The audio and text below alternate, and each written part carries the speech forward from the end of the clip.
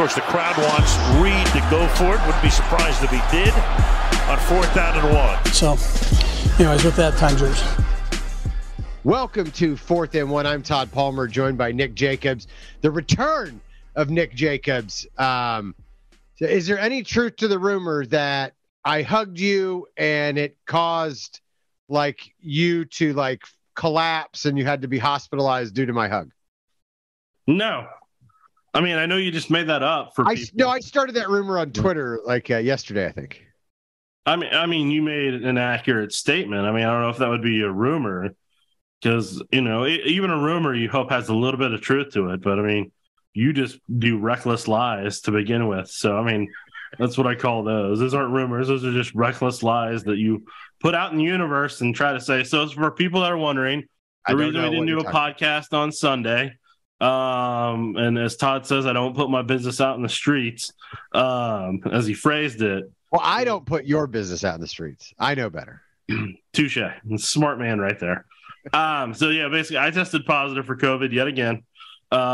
Second year in a row. Last time was when Chiefs played the Bills. Head of a Sunday night football game on our air, only one of the biggest weeks of the year for me producing-wise. So that was getting to produce from home that day was fun. So this year, COVID decided to visit me once again before the Chiefs versus Chargers game that was going to be on our air too. So at this point, I'm just now penciling in when Sunday Night Football is on our air between October, November, and maybe even December next year that I may have to wear a mask during those 3 months. Yeah, one of those times you're going to get it. We have determined that, but that is the trend right now. That is the trend. That is the pattern. We will see. But glad you're doing better and glad you can participate via Zoom with me on the podcast.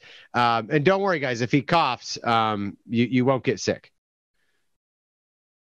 From what I've read online, that is accurate. So that was not an outlandish lie by you there. No, I think the CDC says listening to a podcast is sufficient social distancing, so we're good.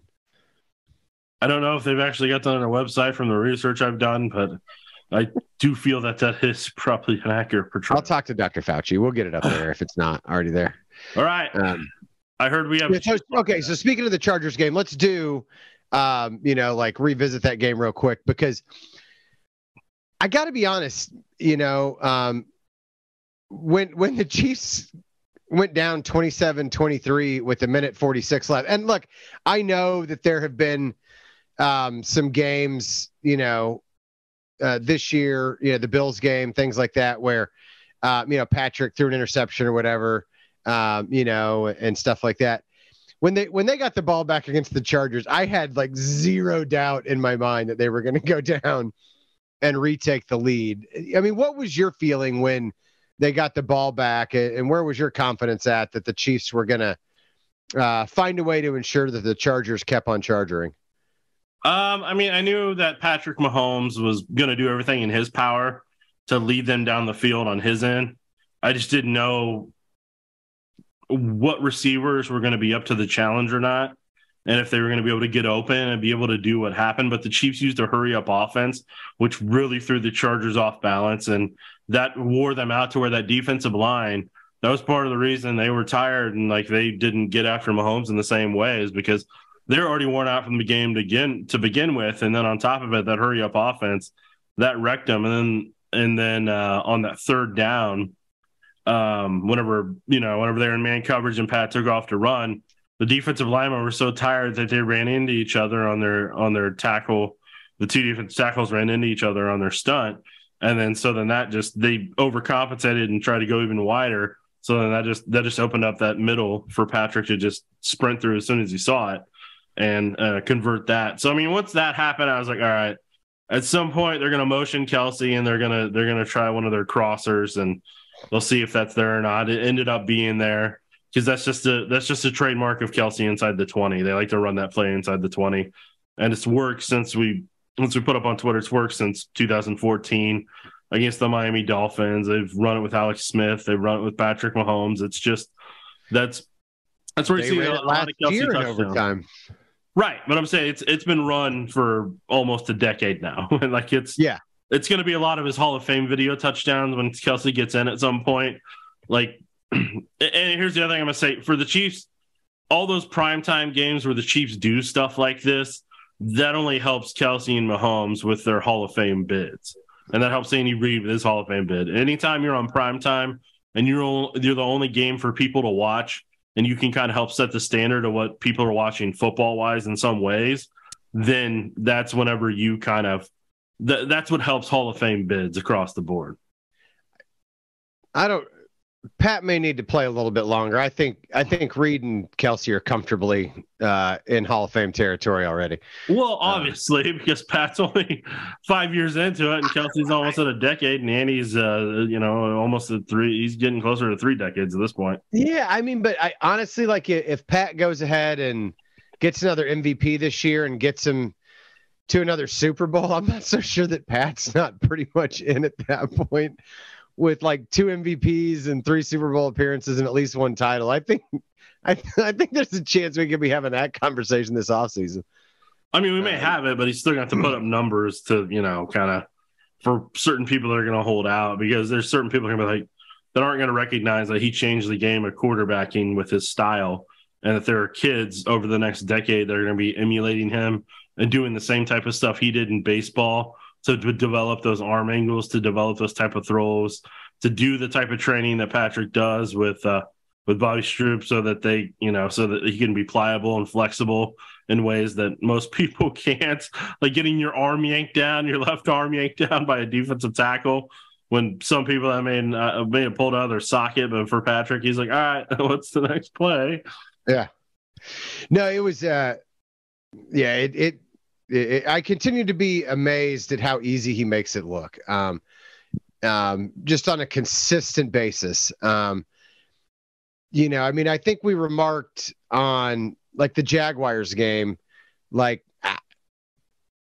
I don't remember anything like outstanding that he did that game. And then you look at his numbers at the end of the game and he's just putting up like silly numbers. I think he's got 4 straight 300-yard games now at this point. He's just, he's the front runner for the MVP for a reason. And it's because, he's very consistent. He's very poised, and, and all he does is win, I mean, you look at his, I think that's 25 straight games in November and December, that the Chiefs have now won, dating back to his first game back from the knee injury, when he dislocated the knee against Denver, then missed a couple games, then came back and they lost that game at Tennessee in a game that I believe he threw 5 touchdowns. So hard to pin that one on him. But that's just what they do. I mean, this is the time of year that teams can separate themselves in the standings, and the Chiefs routinely do it. Look, they effectively have a 4-game lead with 7 to play in the AFC West. So, if you threw some money down on the Chiefs to win the division again back in September, when gambling became legal in Kansas, congratulations. You can look forward to collecting your winnings here in a couple weeks. But what else stands out to you about that Chargers game? Because for me, as great as it was to see what Pat and Kelsey did, the defense in the second half, to be able to get the 4 sacks, to be able to hold the Chargers down the way that they did. And I know that Mike Williams going out, allowed them to kind of crank up the pressure and stuff like that. But I think the defense showed me a lot in that game, as far as when you consider the youth in the secondary, especially after Thornhill went out, and things like that. Like, that defense, do you think they can become scary good like that 2018 team did in November and December, and kind of propelling them to a Super Bowl run? I think the Bengals will answer a lot of those questions, simply because of this. There's a couple things I'll bring up that I think helped the Chiefs look as dominant at times as they did. So the Chargers gave away 2 keys in the game, and these were pretty big towards what they're going to do on offense. The first one was they would motion the tight end, and he was either going to be the backside seal on the block that they were trying to do, or where he was going to motion across, he was going to go across on a pole and then seal off that backside, or he was going to be the lead blocker on ISO plays, either at Nick Bolton. So that's what the tight end was giving away each time they motioned him in to do that. And I kept watching, I kept track of it in the first half. I'm like, all right, they did it here. I counted like 6 or 7 times. I'm like, if I'm seeing this, Spagnuolo and that staff seeing it right now. And then they started. Then it got real crucial down there whenever the Chargers may get ready to score and go up pretty big there, when they ended up having to settle for that field goal in the second quarter there. And the Chiefs had that big run blitz and stand and everything. It was because they motioned that tight end back in again. And they only did that on run plays for what they were doing. So they were giving away, we're either going to run in this spot or this spot. Oh, and by the way, it's a run play too. So, I mean, the Chiefs defense, you get to key off that, and that's good. That can burn you in the fourth quarter if a team adjusts to it. But guess what? The Chargers never did. So there was that. Then the second part, because of the crowd and how loud it was out there, they had to do a silent snap count. So then when they were doing that, and they didn't change it, the only thing they did was occasionally, I can't remember if the right guard did it a handful of times where he dropped his inside hand, but I know the left guard was doing it a bunch where he dropped his inside hand after Herbert would raise his foot to let him know, hey, tell the center to snap it. Center could keep his eyes on the blitzes and what was adjusting, and then he would drop his hand down.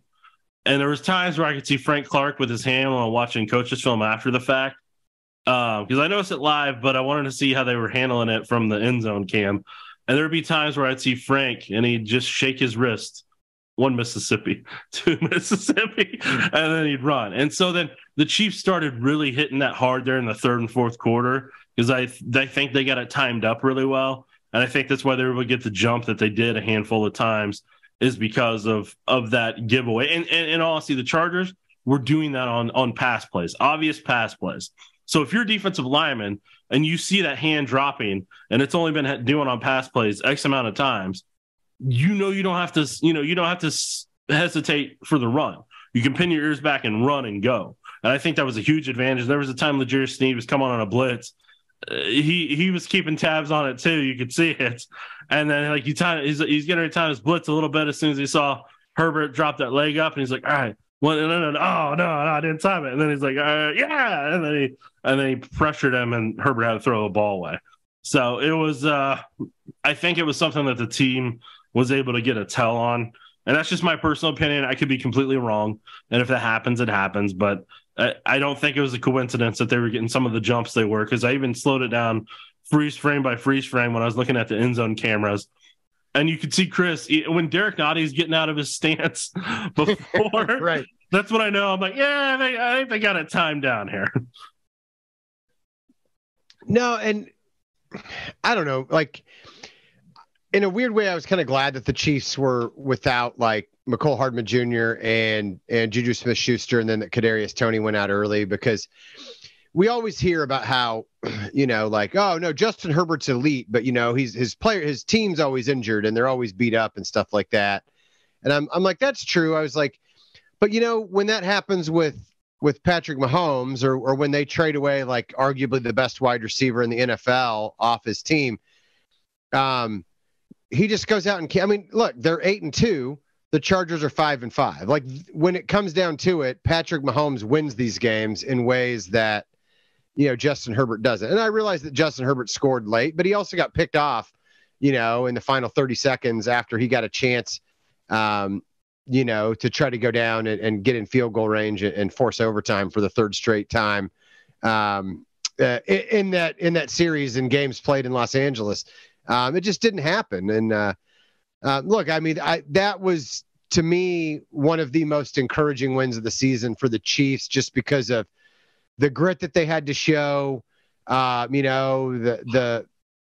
stay composed, and to see the adjustments they made, not only on defense, but also on offense. Because coming out in the second half, Andy kind of, we know it's not in Andy's nature to slow the game down and pound away with the run. But they did that to start the third quarter with Pacheco to kind of force the Chargers to play Patrick Mahomes and the passing game the way that they wanted to, as the game moved into the fourth quarter, and it worked. It worked in the end. And obviously we know what the defense did. The special teams is still a bit of a mess, but if they can clean that up, I think that the Chiefs are going to remain one of the top teams in the league, and I think that they should. I don't think they should have much trouble moving to 9-2 this weekend, Nick. We were talking about. Who knows? What Matt Stafford's status is going to be, but I don't even think it matters. With Cooper Kupp on IR and as bad as this team has played this year, it feels like the Rams have checked out. I can't imagine they're going to be super excited to come halfway across the country a few days after Thanksgiving to play the Chiefs in Arrowhead, man. Yeah, the thing for the Rams right now is the fact that, like you said, Matthew Stafford's. They haven't formally. I don't even think they've formally put him in concussion protocol. I think they've tried to tiptoe around that, even though they set him out for the Cardinals game. So he's had suspected concussions over 2 of the past 3 weeks, and their left tackle situation's a mess because Andrew Whitworth retired. He's on Amazon Prime for pre-games. Then Joe No Boom, their left tackle, No Boom, I think. Their starting left tackle for the start of the season, he's hurt. Then the tackle that they were using, Ty, I believe, they signed off the practice squad earlier this year. Starting left tackle, he hurt his ankle and he left the Saints game. So and then they've just got a mess on that offensive line. They don't have they let go of their best running back. They waived him on Darrell Tuesday. Henderson. Yep. Like they waived him, and so now it's just Cam Akers, and I don't even remember. I think it's Sony Michel, maybe, if that, or he might be on the Chargers now. I can't remember, but they're not in a good spot running back wise. Wide receiver wise, Jefferson's doing the best he can.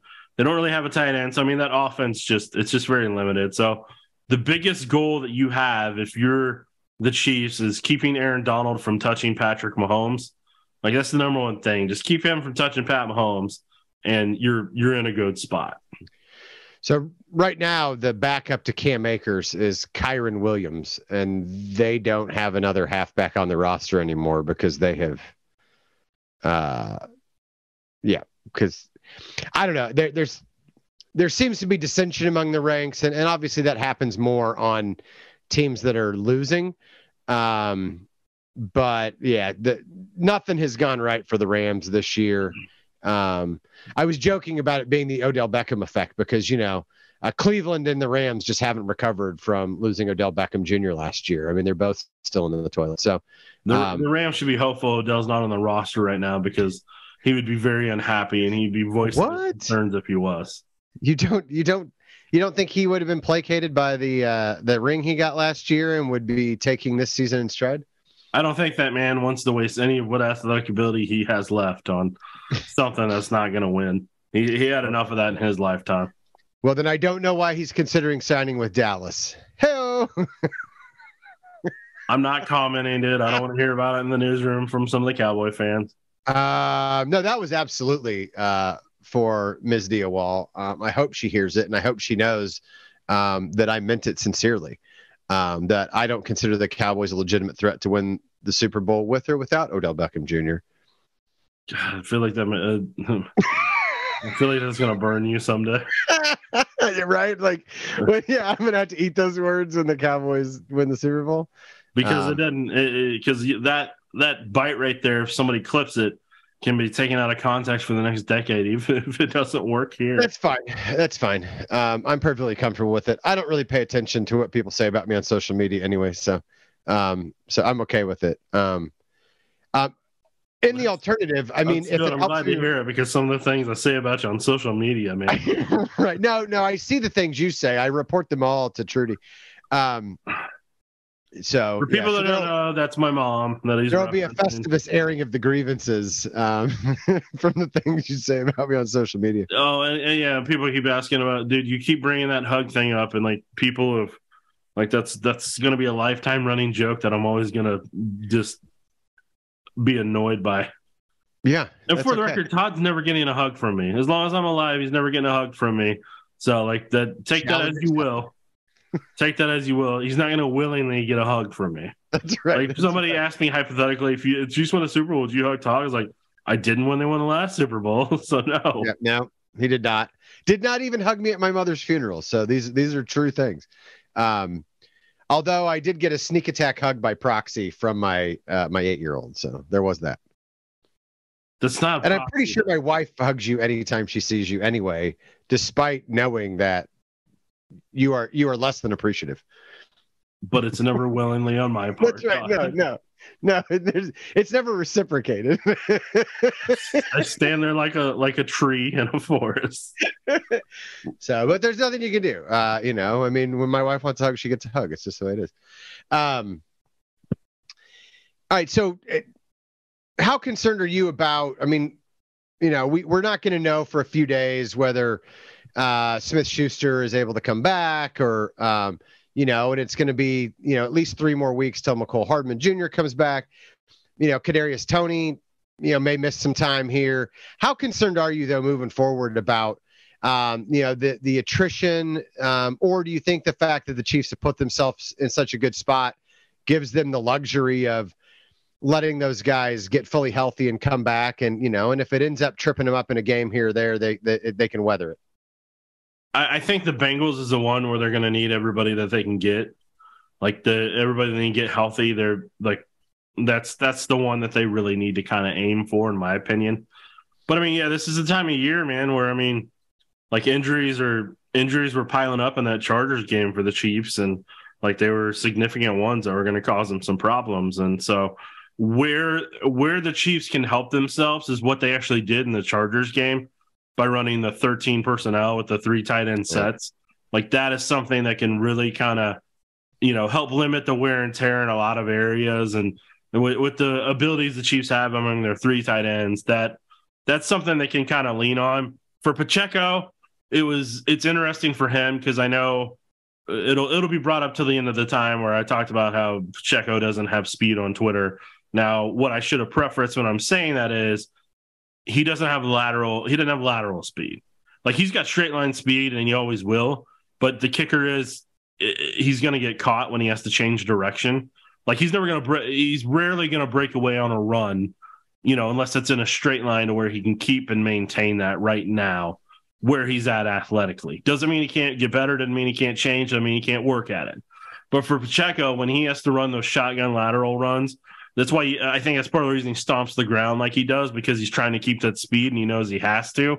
And so he's doing the best he has capable in his ability right now. But when you give him those under center straight line runs, or he's just got a hole to run to and he can keep his shoulders square, like that's really where he shines.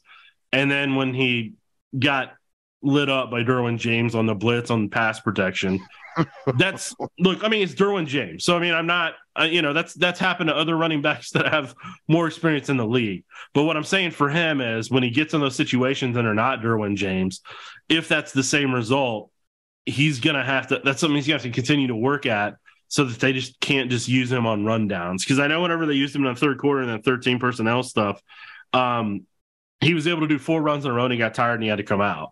So, I mean, that's something long-term stamina-wise he's going to have to kind of, if he's going to be a feature back, he's going to need that. He's going to need to improve his lateral quickness. And then above all else, pass protection is going to kind of be another portion of his game. Those are the 3 things that I think are working against him being the full-time feature back right now, if he can improve those things. And that's what the 4 years on a rookie contract is set to do. That's what that's supposed to do. He's not supposed to be perfect in every facet of his game right now, or he would have been drafted in the 7th round. That's just the reality of that. So, like, I mean, he can carve out a role player role in the NFL for quite some time if he wants to. If he wants to be the feature guy, those are the things that are going to have to be fixed to where that people are leaning on him, like Mahomes is able to lean on Kelsey for a lot of what they do in the offense. And that's something that is the number one guy that the Chiefs need to stay healthy for not only the regular season, but their playoff run is Travis Kelsey. He's what makes that offense go. And what early on in the game, the Chiefs were missing Juju Smith-Schuster as the guy who could answer when Kelsey was getting hit over the middle and kind of getting double teamed and everything. That was the other guy that they needed. And they also needed the feature back to lean on. Those were the 2 things they needed, and they were kind of lacking early on that kind of, until they could get some things adjusted and figured out, that's where the Chiefs kind of looked a little lost early on from. Well, I think we're finally going to get Ronald Jones season. Yes, I think it has arrived right before the Christmas season. Yes. Right. Yes. So, I mean, for those who don't know, a high ankle sprain is going to send Clyde Edwards-Helaire to injured reserve. That makes, I think, 3 years in a row, all 3 years, right? The last 3 years that he's missed significant time with an injury. Yeah, because he had the ankle last year in the Bills game. The year before, he had the hip and ankle in the Saints game, and he was gone for a while because of that. And I don't think he ever recovered from that one as a player, to be honest. Yeah. And then, then this high ankle sprain this year. So, I mean, and in my opinion, this is part of the reason Ronald Jones stayed on the roster, and the Chiefs are like, no, we're not getting rid of him because injuries happen. And once they do, he's our dude. And guess what? It's the time of the season where it's the ground and pound power football game, and the Chiefs can use somebody like Ronald Jones to run down a defense with their 3 tight end sets. I know that Ronald Jones has been frustrated. I know that fans have been frustrated at times that he wasn't up, but I'm frustrated that Danny Shelton's not up yet. Okay, well, let's figure that out, people. I mean, teams don't seem to be willing to commit to just plowing right up the gut and just running over the Chiefs when not yet. But I tell you, come playoff time, there's going to be some teams that are gonna ISO at Nick Bolton, and the Chiefs are going to need a one tech to handle some business. Like, I'm just telling you, he better be ready. You better have him ready for playoff time because you're going to need him then. Well, and yeah, I mean the teams thunder is coming, Todd. The teams that scare me as far as that goes, like the Titans are a team that I think they scare me because of their ability to to line up and just batter the Chiefs up the middle. And then I think they've got a defense that's tough and physical enough to give the Chiefs problems. We saw him give the Chiefs problems with Malik Willis starting quarterback. What other teams do you think are out there that can present a problem like that? Because look, the Rams aren't a team that can do that. You're not going to find out much about the Chiefs. I mean, as far as that goes, the Bengals coming up the week after, the Broncos in a game that I think will probably get flexed out of Sunday Night Football if I had to guess at this point. But I mean, they play them twice in the next 6 weeks, I think. I mean, I think those are teams where, do you think those defenses can present the kind of test the Chiefs need looking toward the playoffs? Offense or defense? The defense. Do you think like the Bengals defense and the Broncos defense can present the kind of test the Chiefs offense needs to see to get ready, to get playoff ready? I just think for the Broncos, I think it just matters if they've given up mentally yet. Like if they're like, all right, we just got a handful of weeks left and we're out of here. Head coach is probably getting fired. GM might be getting fired. So, I mean, yeah, I'll put some stuff on tape and everything, but, it's just, I don't know if it's going to work out here for me in Denver type of thing. So I think that's kind of where the Broncos players are probably at. They get a couple more weeks before it doesn't matter to them anymore. I mean, Bengals, yeah, I mean, the Broncos defense is capable of giving that level of, they have that caliber of a defense. And I mean, the Bengals, the Chiefs will be wanting to prove themselves after that AFC Championship game, whether they'll admit it or not publicly. I mean, that'll be one for them. And then Seahawks will be interesting depending where they're at by the time Christmas Eve rolls around, what they'll be able to do. They'll have a power run game on offense to be able to attack the Chiefs. So, I mean, the Chiefs still have things that they'll be able to work on against all those opponents. It's just the number one thing above all else is to stay healthy.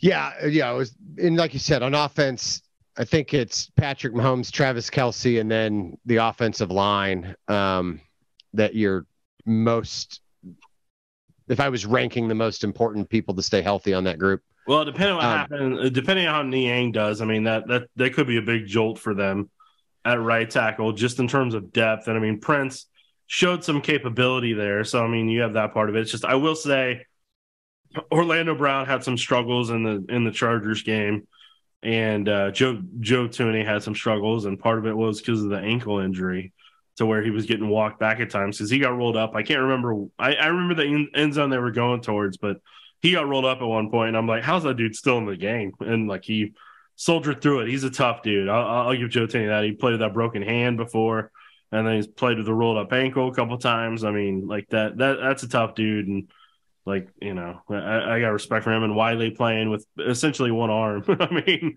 yeah, he's got the brace, and you don't have the same flexibility with the brace, but he's soldiering through that. So I mean, they got toughness on the offensive line. It's just, you know, they are going to be very key in terms of deciding the Chiefs' playoff fate.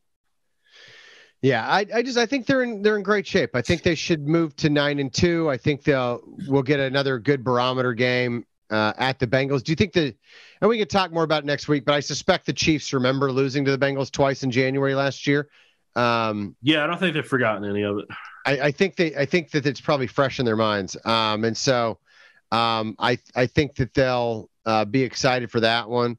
But you know, I mean, like this strikes me as a little bit like the Jaguars week, right? Like, I want style points if I'm a Chiefs fan. Like, the Chiefs should win this game, and it shouldn't be close. I want to see some style points. Like, I know that you don't need to impress the College Football Playoff Committee to stay in the top 4 and make the playoffs, right?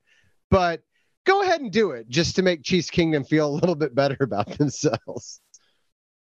Hey, I just want them to remain healthy and come out with a win. That's all I care about. Health will be the biggest thing I'll be tracking on that scoreboard, and just getting a win so you stay ahead of the Bills and Dolphins that are going to be just waiting for the Chiefs to stumble.